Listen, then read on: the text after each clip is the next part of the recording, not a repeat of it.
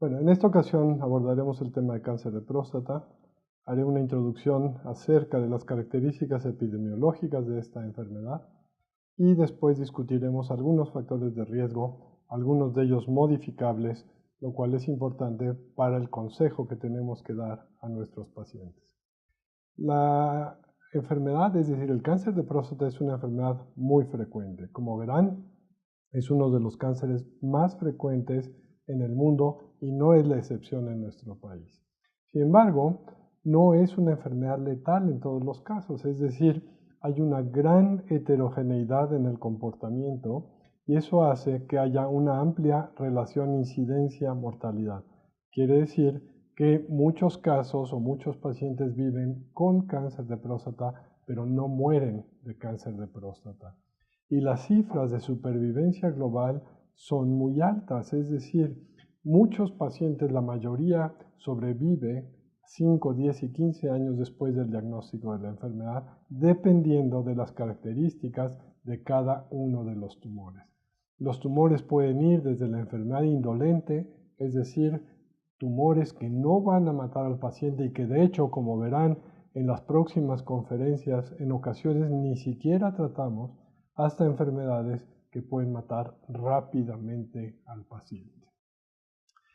Se calcula que de 5 a 12% de los casos con cáncer de próstata mueren debido a él. Eso puede sonar alarmante, pero si lo vemos al revés, quiere decir que la mayoría de los pacientes con cáncer de próstata mueren de otras causas. Entonces es muy importante analizar estos datos para tratar mejor a nuestros pacientes. De todos es conocido la gran controversia que existe acerca de las campañas de escrutinio de cáncer de próstata. Se ha cuestionado el papel del antígeno prostático y han entrado en juego otros marcadores de riesgo que sin duda nos dan una idea más clara acerca de cuál es el riesgo individual de tener cáncer de próstata independientemente del antígeno prostático específico. Estos datos que ven en la gráfica superior vienen de Globocan. Globocan es una institución de la Organización Mundial de la Salud que predice o calcula el número de casos de cáncer en el mundo. Lo interesante de esto es que lo analiza no solo globalmente, sino también localmente. Y estos son los últimos datos para México del año pasado, recién publicados. Ahora, en este mes, de hecho, se publicaron. Como ustedes ven en la gráfica superior, la gráfica de PAI superior, se ve cuál es la frecuencia en ambos sexos. Entonces, resumiendo, en forma global, en nuestro país el cáncer más común es mama y el segundo es próstata, y en varones no hay duda que el cáncer de próstata es el más frecuente. Esta tabla es un poco complicada de ver, pero dice exactamente lo mismo. El cáncer de mama es el más común, pero me gustaría llamar su atención en esto. Vean cuál es la causa número 1 de mortalidad en México por cáncer. La causa número 1 es cáncer de próstata. Segundo lugar, cáncer de mama. Y es por eso que quizá los urólogos cuestionamos la falta de información y la falta de campañas en cáncer de próstata, porque no minimizamos el papel del cáncer de mama como un cáncer importante que mata a mucha gente, pero en números crudos, números netos, el cáncer que más mata en México es cáncer de próstata. Creo que necesitamos más atención a este respecto. Y esta gráfica enseña bien lo que dije al principio, esta relación entre incidencia y mortalidad. En la gráfica en el lado azul ven cuál es la frecuencia de la enfermedad, la incidencia de la enfermedad, y en rojo ven la mortalidad. Otra vez, no todos los cánceres o no todos los pacientes con cáncer de próstata van a causar la muerte del paciente, y de hecho es la minoría, como lo mencioné, 7-8-1 es la relación calculada. ¿Cómo nos comparamos con el mundo? Este es otra vez los últimos datos de Globocan del año pasado, y aquí ven que México tiene una frecuencia intermedia de cáncer de próstata, menos que algunos países de Europa Central, menos que Brasil, menos que Estados Unidos. Entonces nuestra frecuencia no es de las más altas del mundo, pero el problema es que nuestra mortalidad es mayor que los mismos países de Europa donde la frecuencia es mayor que en Estados Unidos, es similar o un poco menor que en Brasil. Entonces creo que tenemos que trabajar en esto. Tenemos una frecuencia intermedia comparada con el mundo, pero tenemos una mortalidad mayor de lo que deberíamos de tener.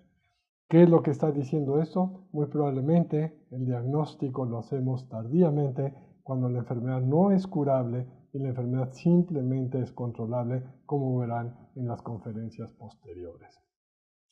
Siempre decimos que en México no tenemos datos, pero sí tenemos. Esto viene de INEGI. INEGI, este Instituto Nacional de Geografía y Estadística, calcula o nos dice cuántos son los números de cáncer de próstata en México por año.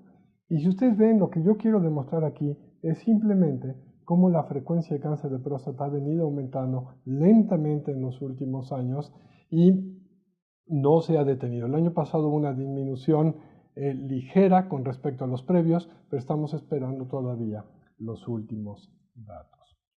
Ahora, ¿cuáles son los factores de riesgo? Si uno lee esto en la literatura, hay muchísimos datos, pero estos son los más importantes.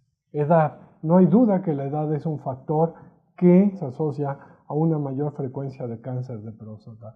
Estos son datos suecos y si ustedes ven, si hacemos una correlación entre frecuencia de cáncer y edad, vemos cómo va aumentando a medida que la gente envejece. ¿Cuál es la importancia de esto? Pues bueno, son pacientes que tienen otras cosas que quizá mueran de otras cosas y es por eso que no todos los pacientes mueren de cáncer de próstata. Sí, eso es importante. Pero otra cosa importante es la esperanza de vida. La esperanza de vida ha aumentado en todo el mundo. Otra vez, datos del INEGI. En México no ha sido la excepción. Lentamente la esperanza de vida ha venido aumentando. Eso quiere decir que esperaríamos que en el futuro tengamos también más cánceres de próstata.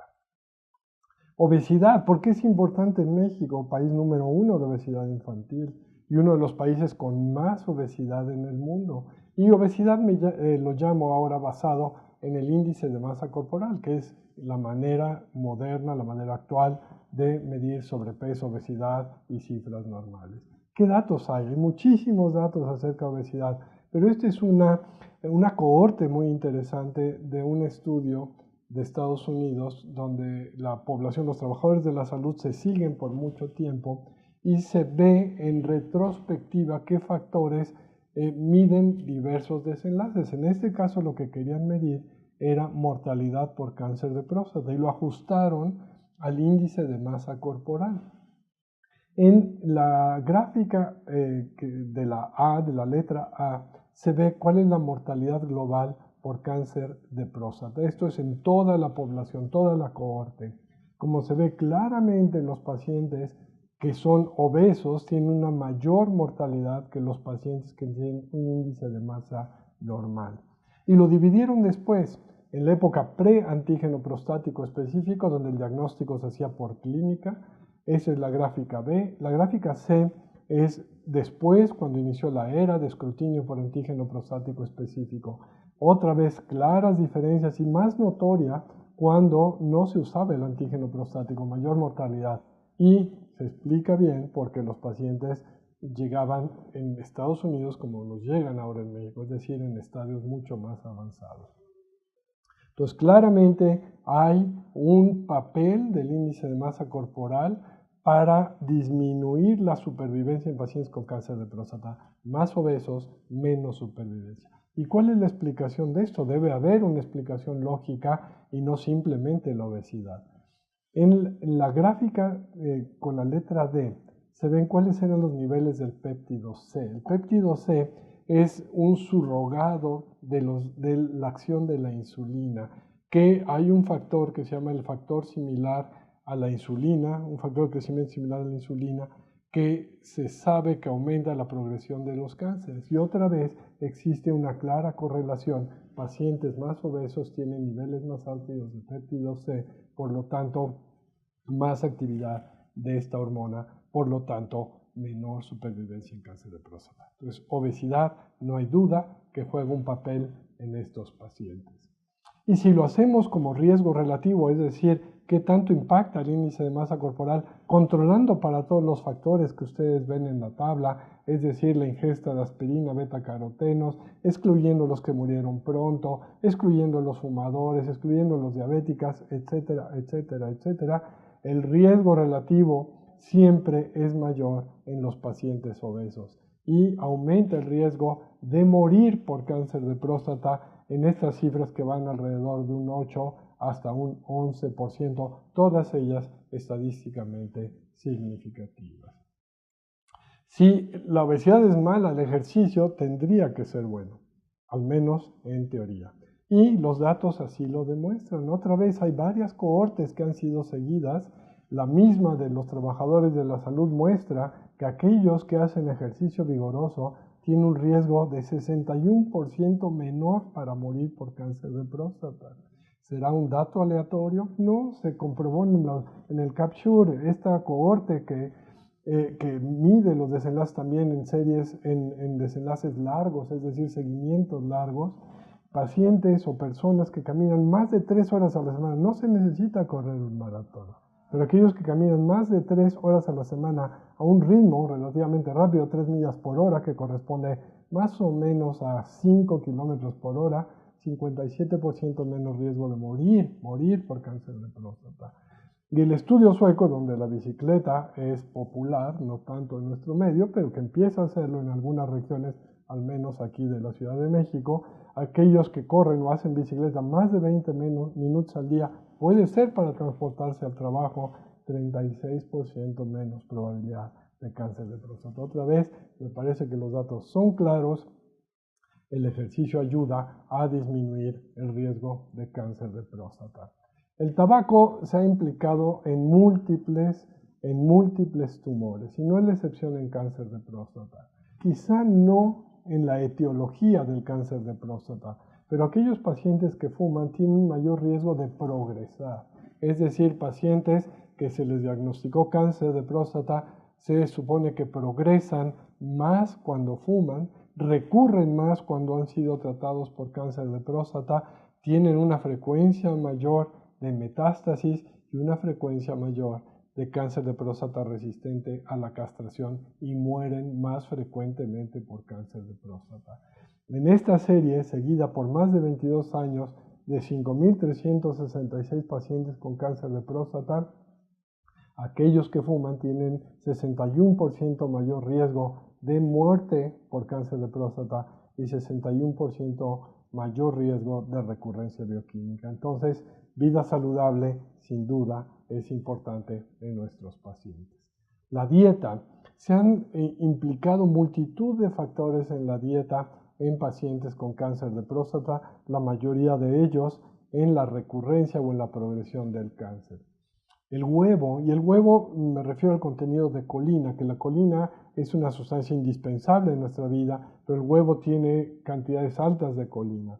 Y en un metaanálisis no se encontró una correlación con la frecuencia de cáncer de próstata. Sin embargo, en el estudio de seguimiento de los trabajadores de salud, aquellos que comían más de 2,5 huevos a la semana tenían un riesgo relativo de 1.8 veces de morir de cáncer de próstata, es decir, de tener un cáncer de próstata letal. Y la serie del CAPTURE, aquellos pacientes que comían más de 5,5 huevos a la semana tenían un riesgo 2 veces mayor de recurrir. No estoy hablando de que el cáncer de próstata es provocado por el huevo. Estos son pacientes diagnosticados con cáncer en quienes simplemente la ingesta de huevo tiene una mayor frecuencia para que la enfermedad recurra. Después, lo que se ha calculado es si es el huevo o es la colina. Entonces, se han medido qué cantidades de colina ingieren estas personas, y aquellos que ingieren una cantidad mayor de colina tienen un riesgo mayor de cáncer de próstata. Se ha hablado mucho del papel protector del pescado y el papel negativo del pollo y de las carnes rojas. En pescado los datos son contradictorios. Hay estudios que muestran ninguna relación hasta estudios que muestran 63% de reducción en la mortalidad. No son consistentes los datos. Sin embargo, los datos muestran más tendencia hacia un papel benéfico de la ingesta de pescado. Y esto está relacionado con los ácidos grasos tipo omega 3, es decir, la ingesta de omega 3 es benéfica para reducir este riesgo. Y no solamente es en la frecuencia, sino en la recurrencia, es decir, pacientes ya conocidos con cáncer de próstata que ingieren altas cantidades de pescado de omega 3, en algunos estudios se ha demostrado que disminuye su riesgo de morir por cáncer de próstata o recurrir el cáncer de próstata. En el pollo siguen siendo igual de controvertidos los datos y en general lo que muestra es que el pollo que no tiene piel no tiene un papel negativo, pero el pollo con piel tiene un papel negativo para la frecuencia y la recurrencia de cáncer de próstata. Y con respecto a las carnes rojas, seguramente recordarán el estudio clásico del Dr. Fair. El Dr. Fair hizo un estudio hace muchos años donde a ratas de laboratorio los alimentó con diferentes cantidades de grasa de origen animal. Y él demostró que en el grupo de ratas que recibían la dieta más rica en grasa, los tumores progresaban más. Pero en la vida real, en la vida diaria, en estudios en humanos, los resultados son contradictorios. Otra vez, la mayoría de ellos en sentido negativo. Más grasa animal, sobre todo procedente de carnes rojas, da una mayor frecuencia de progresión y metástasis en cáncer de próstata. Esta tabla hace un resumen de otros elementos, otras plantas como el café, las crucíferas, la soya, el té y el jitomate. El café, últimamente ha habido muchos estudios que demuestran su papel benéfico, no solo en cáncer de próstata, sino en todos los cánceres. Y parece ser una relación dosis dependiente. Mayor cantidad de café, menos frecuencia de cáncer. Y en cáncer de próstata no es la excepción. Hay una menor frecuencia de cáncer de próstata en los tomadores de café y una menor frecuencia de recurrencia en este grupo de personas. Y el mecanismo parece ser la cantidad de antioxidantes que contiene el café. Las crucíferas, como la coliflor, como el brócoli, en general se asocian a una menor incidencia de cáncer de próstata y a un riesgo menor de recurrencia. La teoría es que es por la cantidad de indoles e isotiocianatos que contiene. La soya, la observación de la soya es interesante porque sabemos que en algunas regiones del mundo el cáncer de próstata es poco frecuente, como en Asia, en el este. Y cuando estas personas asiáticas vienen a vivir a Occidente, se ve que su frecuencia aumenta un poco en la primera generación y en las generaciones subsecuentes aumenta más. Y una de las teorías es que cambian su dieta. Y como ustedes saben, en Oriente se ingiere o hay la cultura de la ingestión de soya que nosotros no tenemos. Y la soya en general se ha visto que causa una menor frecuencia o se asocia a una menor frecuencia y unas tasas de recurrencia menores en cáncer de próstata por los isoflavones. Y esos isoflavones tienen un mecanismo de acción como lo que se llama fitoestrógenos que parecen ser benéficos. El té verde es otra sustancia que se ingiere en grandes cantidades en Oriente y que no existe en la cultura en Occidente. En general, en los tés, en el único que hay estudios que muestran beneficio es en el té verde. Jitomate hay muchísima información y de hecho hay productos que contienen grandes cantidades de jitomate o licopeno que en teoría son benéficos no solamente para el cáncer de próstata, sino para el funcionamiento de la próstata en particular. Y los estudios sí han demostrado que tiene un riesgo menor de cáncer de próstata metastásico y de cáncer de próstata letal. No hay estudios acerca de la frecuencia, de la incidencia de cáncer. Se pensaba que iba a ser defensor, es decir, que el jitomate podría disminuir la frecuencia de cáncer de próstata, es decir, un papel protector. Sin embargo, esto no ha sido demostrado. Y en recurrencia también los datos son inconsistentes, pero en particular quiero mencionar este estudio donde en un grupo de pacientes con cáncer de próstata avanzado se les hizo solamente orquiectomía y al otro grupo se añadió licopeno, es decir, el producto ya industrializado que viene del jitomate. Lo interesante es que en los pacientes que tomaron el licopeno tenían una tasa de respuestas completas del 78% y aquellos que solamente se les hizo la orquiectomía, solo 40%. Sin duda creo que vale la pena estudiar este mecanismo más y creo que es un consejo que se les puede dar a los pacientes. Finalmente, historia familiar. Desde hace mucho hemos sabido que hay cánceres de próstata familiares. Quizá no es tan frecuente como cáncer de mama, que es un tumor bastante semejante al cáncer de próstata y es semejante en cuanto a su hormona, a la hormonodependencia o a su relación con las hormonas, y en cuanto a la relación con genes, con historia familiar, tampoco es diferente. Nada más que no es tan frecuente. 5 a 10% de los cánceres de próstata se relacionan con factores hereditarios. Aquellas personas cuyos padres o hermanos tienen cáncer de próstata tienen un mayor riesgo de cáncer de próstata, sobre todo cuando sus ancestros presentaron el cáncer de próstata a una edad menor. Los genes que más se han mencionado son el gen del cáncer de mama número 1 y el gen del cáncer de mama número 2, así como otros genes. Lo importante es que aquellos pacientes con historia familiar deben de seguir un patrón de vigilancia, un patrón de escrutinio completamente diferente a la población general. Vean cuál es el riesgo relativo. Aquellos que tienen un hermano a cualquier edad tienen un riesgo 300 veces mayor que la población general. Y aquellos que tienen 2 o más familiares de primer grado con cáncer de próstata, el riesgo es 400% mayor. Esto es muy importante y por supuesto debe cambiar las políticas de escrutinio. Como se imaginarán, estas personas con historia familiar deben ser vigilados de más cerca y más tempranamente en la edad. ¿En quiénes vale la pena hacer esta evaluación genética? Pues aquellos que tienen un hermano, padre o múltiples familiares de primer grado con cáncer de próstata, sobre todo cuando son menores de 60 años.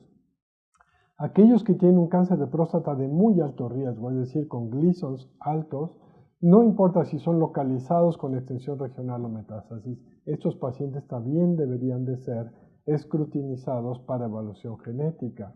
Aquellos que tengan una historia familiar de cáncer de mama, cáncer de ovario o cáncer de páncreas, o aquellos que tienen familiares con síntomas relacionados con el síndrome de Lynch. Todos estos pacientes deben ser vigilados más tempranamente en la vida y en forma más cercana, ya que su riesgo, como vieron antes, es mucho mayor que la población general. La raza, no hay duda que el tumor, el cáncer de próstata, es más frecuente en negros y la agresividad del tumor también es mayor, es intermedia en la gente de raza blanca y es menor, como lo mencioné hace un momento, en los asiáticos. Tiene que ver la raza, tiene que ver el medio, yo creo que es una mezcla de las dos cosas, pero como también mencioné antes, el medio es importante ya que cuando estas personas son movidas a otras sociedades, el riesgo varía con respecto a lo que ocurre en sus tierras natales. En conclusión, pues, cáncer de próstata es una enfermedad muy común. El cáncer más común del varón, el segundo cáncer en México, pero el cáncer más letal en México. El número de muertes por cáncer de próstata es la número 1 en nuestro país. Es necesario detectarlos oportunamente para cambiar esa relación que yo les mencioné. Es decir, no queremos ser los que tenemos la incidencia más baja. La incidencia no la podemos modificar tempranamente, pero creo que nuestros esfuerzos se deben de centrar en detectar tempranamente a estos pacientes y tratarlos de acuerdo a la enfermedad. Lo van a ver en las conferencias posteriores. No todos los pacientes se tratan igual, aún con enfermedades similares. Hay enfermedades que pueden ser vigiladas, hay enfermedades que requieren tratamiento multimodal.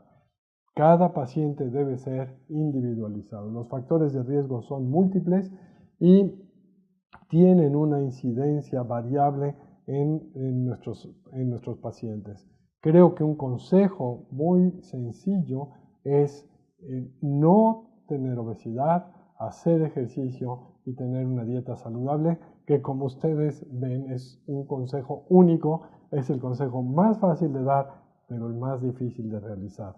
Los pacientes les cuesta mucho trabajo seguir este consejo. Y como mencioné, el tratamiento debe ser individualizado para producir las menores complicaciones posibles y el mayor beneficio en supervivencia. Muchas gracias.